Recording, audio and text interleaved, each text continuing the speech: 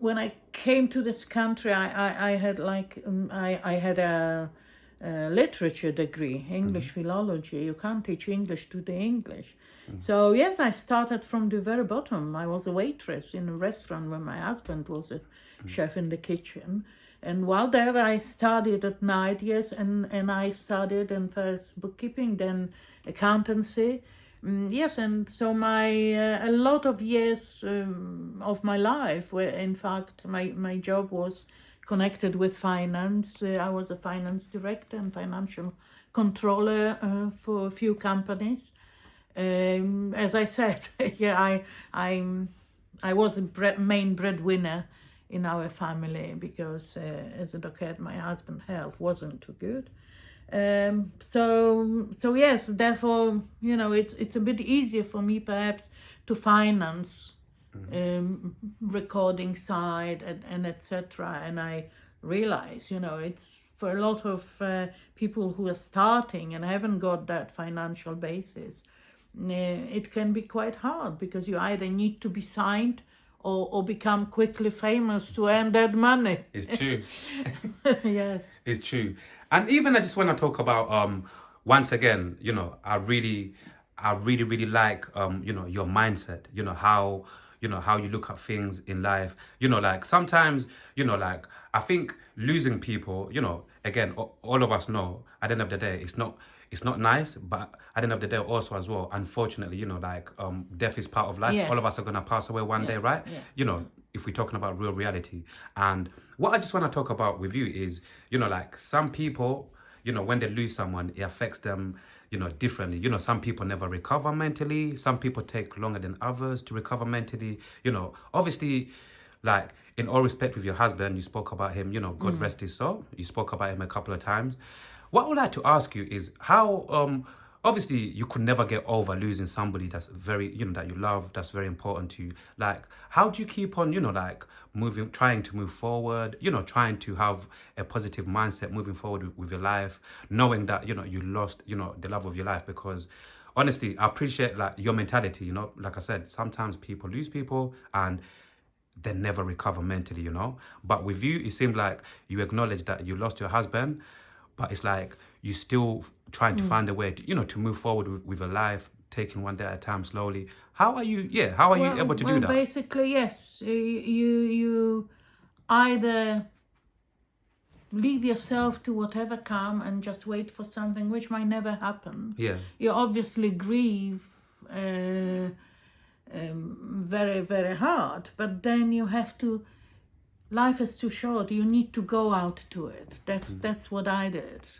I decided to go out and look at things, and then it's so much easier because you need to go out to find the opportunities for various things. It's very rare that the opportunities come to you. And even if they do, you still need to be out so they can find you. It's true. If you sit at home, and because you grieve, yes, you always grieve, but you have to open your soul and reconcile certain things.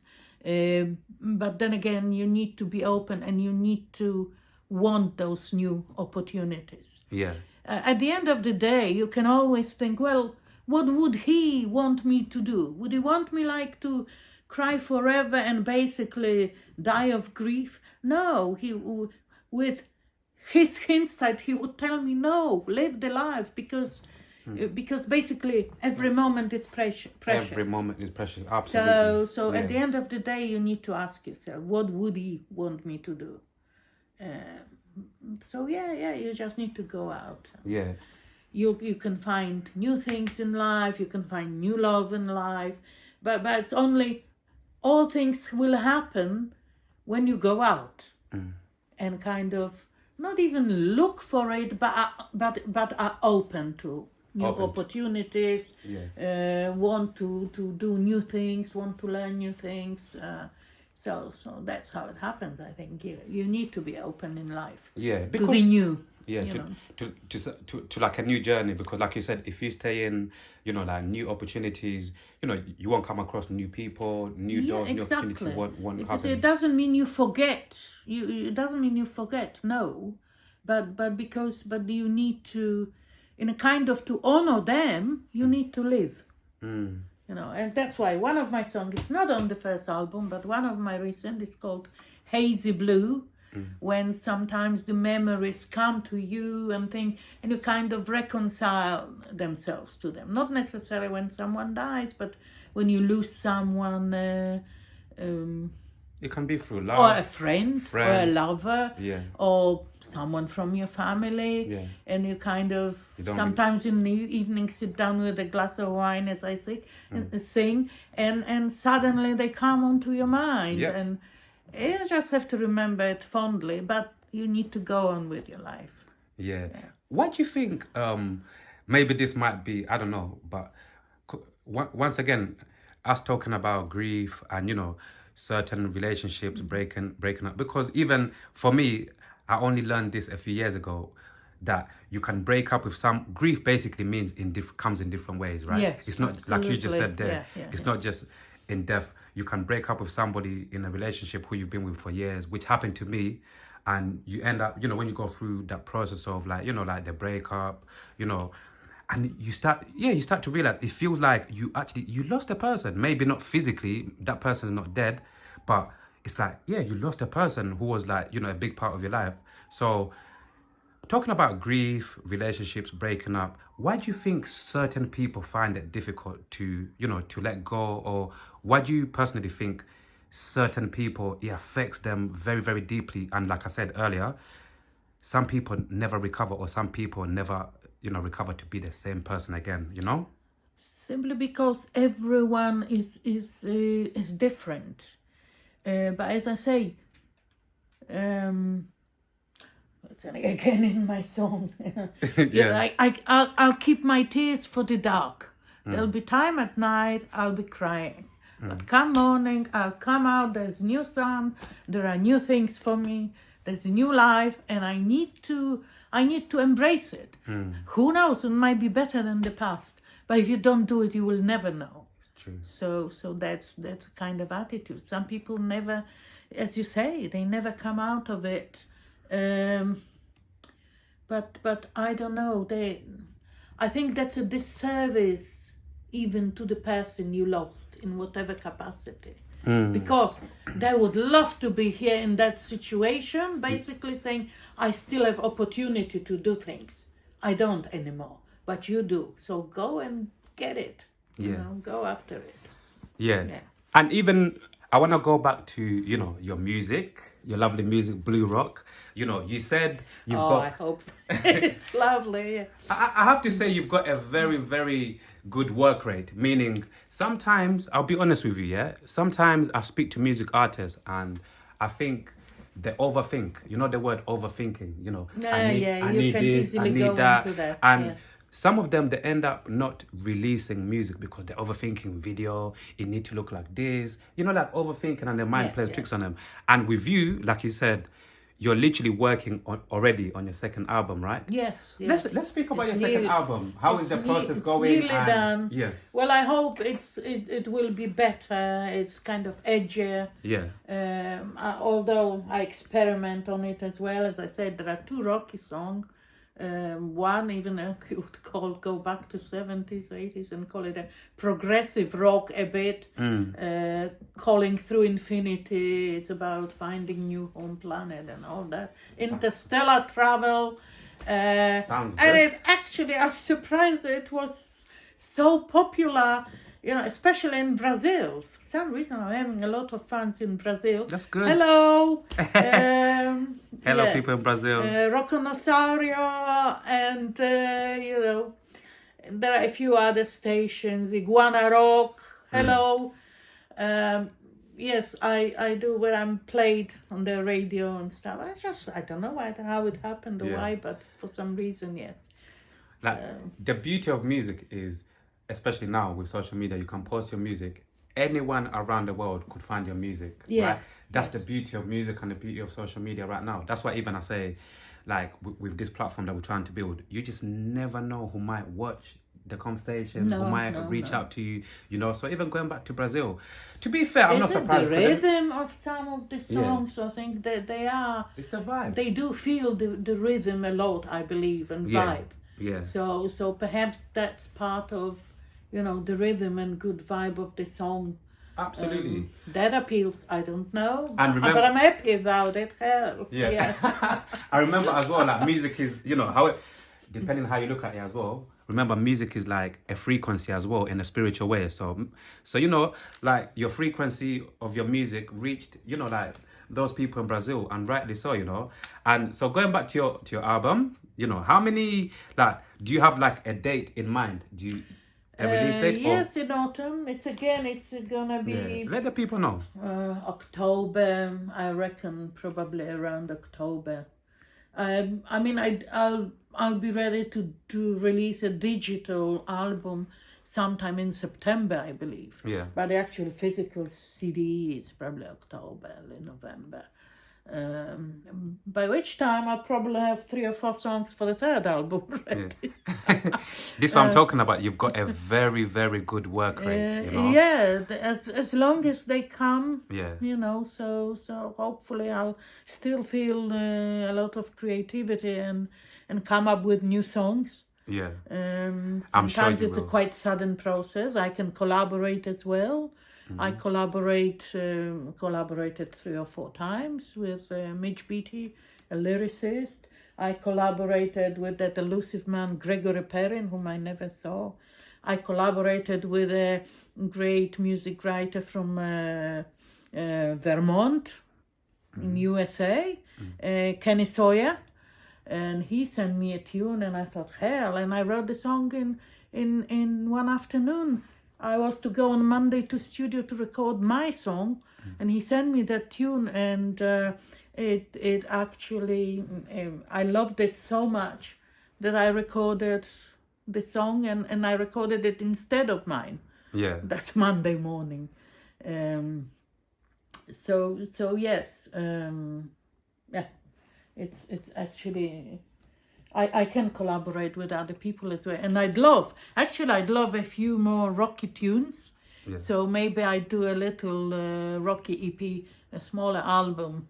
Because as I say, I'd like to concentrate on blues rock, but sometimes that rocky tune just grabs me and I have to do it. I have to write. I immediately have lyrics in my head and said, yeah, I'm writing this song. Yeah. Yeah.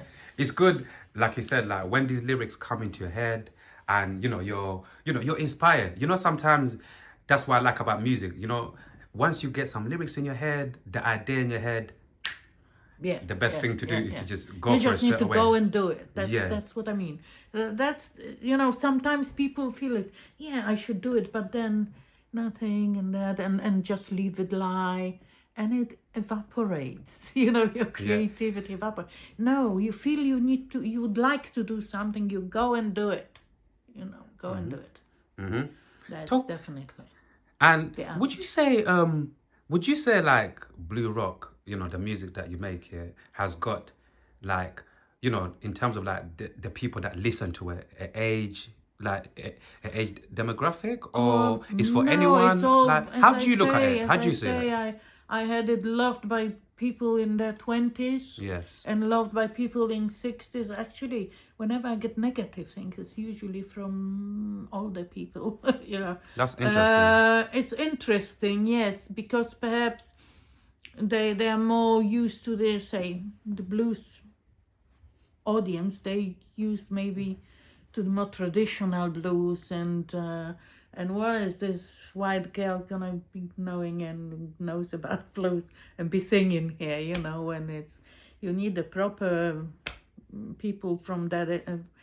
Still people claim you need people from that area of Delta, of Mississippi, to sing a proper blues. Yeah. What are your thoughts on that? Because for me, I feel like you can be from any. Once again, music is spiritual. You can be from any part of the world. Everyone knows it originated from there. Yeah. And therefore, all the first and probably the best musicians were there because they were the first who were feeling it. They were the first who created the songs.